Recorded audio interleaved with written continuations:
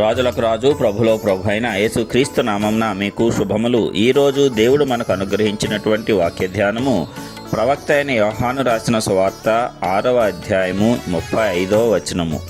అందుకు యేసు వారితో ఇట్లనెను, జీవాహారము నేనే, నా యొద్దకు వచ్చేవాడు ఏమాత్రమో ఆకలి కొనడు, నా యందు విశ్వాసముంచువాడు ఎప్పుడునూ దప్పికొనడు.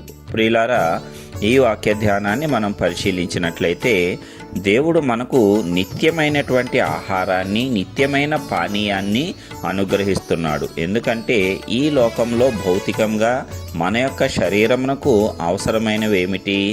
ఆహారము మరియు నీరు అత్యవసరమై ఉన్నవి. మరి శరీరం బలముగా ఉండాలన్నా, శరీరము చక్కగా మరి మనము బలముగాను అలాగే ఆరోగ్యంతోనూ నివసించాలన్నా సరే ఆ శరీరానికి తగినటువంటి పోషణ అవసరము.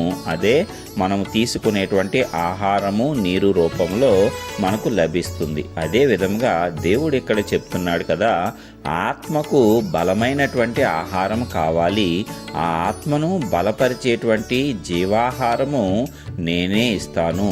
అలాగే ఆ యొక్క ఆత్మకు బలమైనటువంటి ఆ యొక్క నీరును కూడా నేనే ఇస్తాను. అంటే నా యొద్దకు వస్తే నీ యొక్క ఆత్మకు ఆకలి దప్పులు ఉండవు అని ప్రభువు ఇక్కడ స్పష్టంగా చెప్తున్నాడు. మరి ఏంటి ఆత్మకు ఆకలి దప్పులు ఉంటాయా అంటే, మనము ధనవంతుడు పేద లాజరు వృత్తాంతంలో చూసినప్పుడు, మరి ధనవంతుడు ఈ లోకంలో జీవించినంత కాలము కేవలము సుఖభోగాలే అనుభవిస్తాడు తప్పిస్తే తన పొరుగువాడైన లాజరు పేదవాడై తిండి లేక ఉన్నప్పుడు అతన్ని కనికరించడు.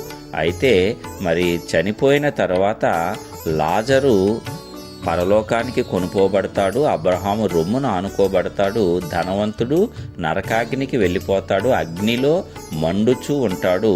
మరి అలాగా అగ్నిలో మాడుతూ మండుచూ ఉన్నప్పుడు అతనికి దాహం వేస్తుంది. దాహం వేసి, తండ్రివైన అబ్రహామా, ఆ లాజర్ను ఒక్కసారి పంపించి అతని యొక్క వేలి కొనను ముంచి కొంచెం నీరు తడిపి నాకు వెయ్యమని చెప్తాడు. అయితే అక్కడ అబ్రహాం ఒప్పుకోడు. అక్కడ వారు ఇక్కడికి, ఇక్కడ వారు అక్కడికి రాకుండా మధ్యలో చాలా పెద్ద అగాధం ఉంది కాబట్టి అది సాధ్యపడదు అని చెప్తాడు. అంటే ఇక్కడ ఉండేటువంటి మనకు భౌతికమైనటువంటి ఆహారము, దాహము, మరి ఆకలి ఇవన్నీ కూడా మనము ఏదోలాగా తీర్చుకోవచ్చు. ఎవరో ఒకరు సహాయం చేస్తే కొన్ని ఒకరోజు లేకపోయినా రెండవ రోజు అట్లాగా సంపాదించుకోవచ్చు, లేక ఏదో రీతిగా మనం పొందుకోవచ్చు. కానీ ఒక్కసారి గనక ఆత్మీయ ఆహారాన్ని మనము కోల్పోయినట్లయితే మరి మనకు ఆత్మీయమైనటువంటి ఆకలి వేస్తుంది, దాహం వేస్తుంది. అక్కడ ఆ ధనవంతుడికి కలిగినది అదే.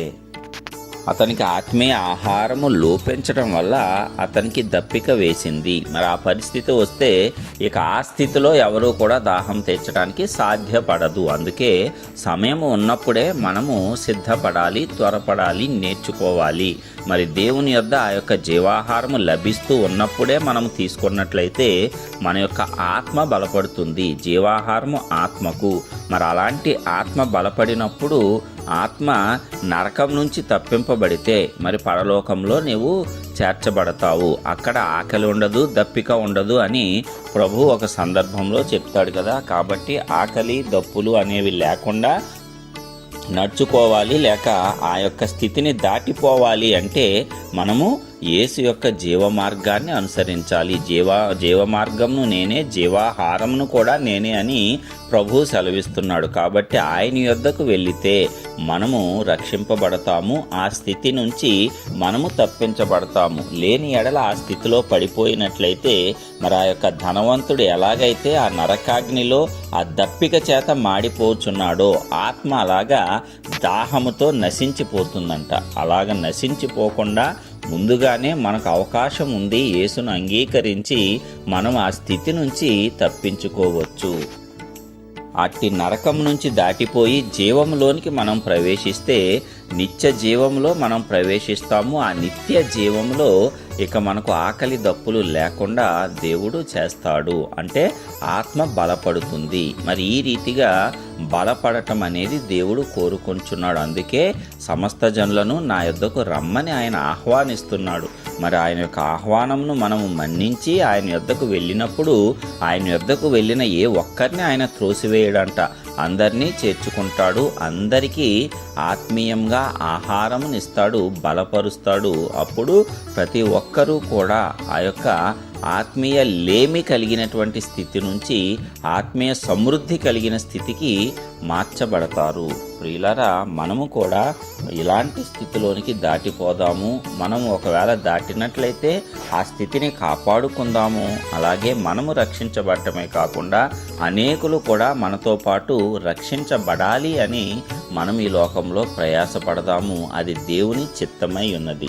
మరి మనమందరము కూడా ఈ రీతిన దేవుడు ఏమి కోరుకుంటున్నాడో దానిని మనము చేయుచు, మనము అనేకులకు దానిని పరిచయం చేయుచు, మరి ఆ రీతిగా ఆత్మీయంగా మనము సమృద్ధిలోనికి నడిపింపబడి ఆత్మీయంగా మనము సమృద్ధి కలిగిన ఆహారముతో నింపబడటానికి పరిశుద్ధాత్మ దేవుడు మనకు జ్ఞానమునివ్వాలని యేసయ్య నామమున ప్రార్థించుచున్నాను. ఆమేన్.